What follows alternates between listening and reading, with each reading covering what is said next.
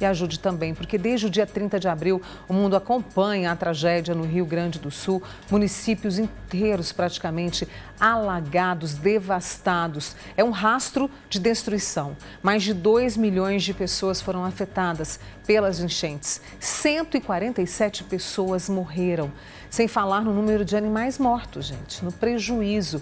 Aí a gente se pergunta em conversas que nós temos, né, em casa, no trabalho, por que tudo alagou? O que explica essa situação? Eu estou recebendo aqui hoje a mestre em meteorologia, ela é da Universidade Federal de Uberlândia, ela é engenheira ambiental, a Samara Carboni, que eu descobri é gaúcha também, né? Então você está vivendo na pele essa situação, né, Samara? Sim, com familiares lá nas regiões afetadas, né? Então estamos no processo aí. E a gente deseja que tudo caminhe bem, tá? Obrigada. Samara, me conte, por que tudo alagou dessa forma? Eu fui a Porto Alegre e não imaginei que aquela cidade pudesse ser coberta pela água praticamente. O que aconteceu? Bom, nós temos aí 3 fatores que fazem com que dificulte essa água de escoar, né? Certo. Então, a gente teve uma quantidade de chuvas muito grande, um volume de chuvas muito grande, e a gente teve 2 sucessões, 2 passagens, 2 frentes frias, né? Então, a primeira frente fria, só relembrando, né? Então, chegou e trouxe um volume de chuvas muito grande, aí a gente teve uma situação de bloqueio que impediu essa massa de ar quente que impedia essa frente de continuar o curso natural dela.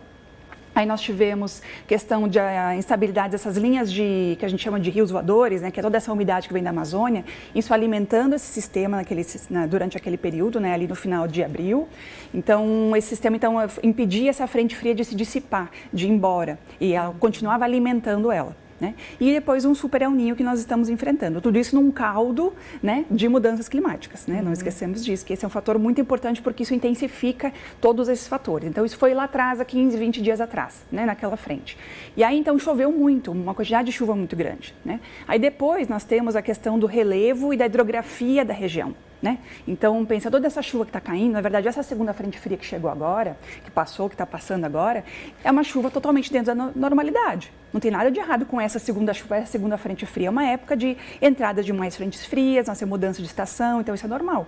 Né? O que não foi normal foi aquela chuva primeiro. Então, nós temos essa questão do relevo. Então, toda essa chuva que cai na serra, nas regiões mais altas, ela desce, porque em função da gravidade, leva essas chuvas todas para o vale.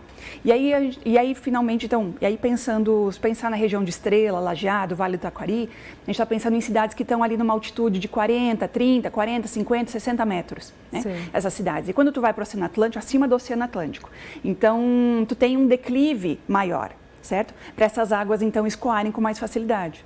E o que acontece quando nós chegamos em Porto Alegre, ali então na bacia hidrográfica, onde tem o Lago Guaíba, principalmente, recebe todas essas águas, todos esses rios que então trouxeram das regiões mais altas, a gente só uma diferença de 10 metros de Porto Alegre para o Oceano Atlântico. Então a gente tem uma extensão muito grande para essa água atravessar, para ela chegar, uma área muito plana, uma região de planícies, né? Então essa água alaga, né? Ela alastra com muita facilidade e a gente tem uma declividade muito pequena para essa água conseguir sair.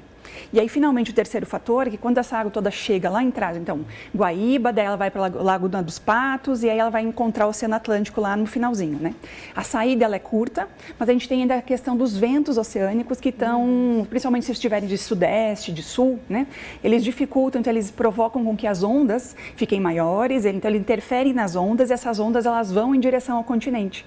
Então, essa água está tentando sair e as ondas estão freando essas águas. Então, tudo isso contribui para fazer com que esse escoamento dessa água seja mais devagar. E aí você tocou num ponto que é o seguinte, a gente está vendo aí a questão da natureza, todo esse movimento dela.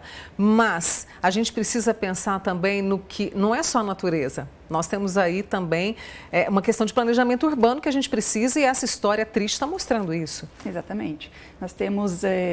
Então, já se sabe há muito tempo, né, que isso vai acontecer. Os cientistas estão pelo menos há 40 anos falando disso. Não dizendo que vai acontecer uma cheia exatamente dessa proporção, mas o que a gente sabe é que o aumento de emissão de gás estufa para a atmosfera, isso exacerba o efeito estufa, que é super importante, mas a exacerbação dele é uma coisa que então leva às mudanças climáticas.